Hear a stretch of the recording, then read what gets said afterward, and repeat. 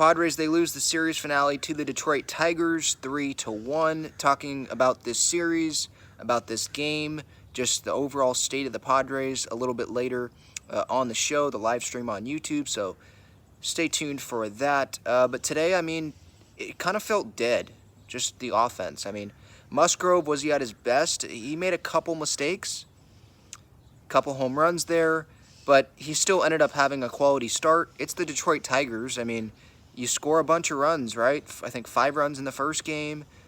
Obviously a blowout yesterday in Game 2. I was expecting a little bit more out of this Padres offense in the series finale. They just did not have a lot of opportunities with runners in scoring position, and part of that is the Padres' fault. 3 double plays that they grounded into with Faedo on the mound, who went, I believe, 6 innings for Detroit. And then the back end of that bullpen's pretty nasty. Padres, they had the game-tying run at second base.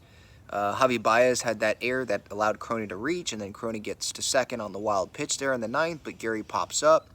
There was, Gary, so he drives in the Padres' only run of this game, and then Carp comes up, strikes out, and there's a lot of people that were wondering why Campy was not DHing in this game, or maybe some were wondering why the heck is Campy not pinch hitting in that spot, and I kind of agree with you. Like, usually, or I think pregame, I was like, well, you got to get Carp in there at some point, and if Campy is DHing there, and Gary gets hurt, Campy goes and catches, the Padres, they lose their DH. The pitcher has to hit, or they just have to use pinch hitters. Maybe Bomel doesn't want to do that. Maybe he just didn't like the matchup with Campy today. I don't know. But Campy's the better option there offensively. If you're just looking at it from the offensive viewpoint, Campy is a better option than having Matt Carpenter go up there, I think. So I don't blame those that have that thought. But yeah, it just kind of felt dead today offensively. Didn't feel like there was a whole lot of energy. And part of that was because they just couldn't get a whole lot going.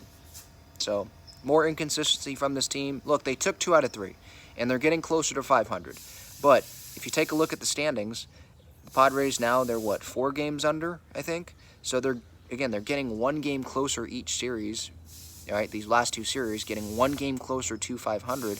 But that they're still a far way off from where the playoff teams are. The playoff teams are well over 500, and the Padres aren't at 500. So this is a big week coming up, obviously, with Pittsburgh and with Texas. So a lot to talk about on the show.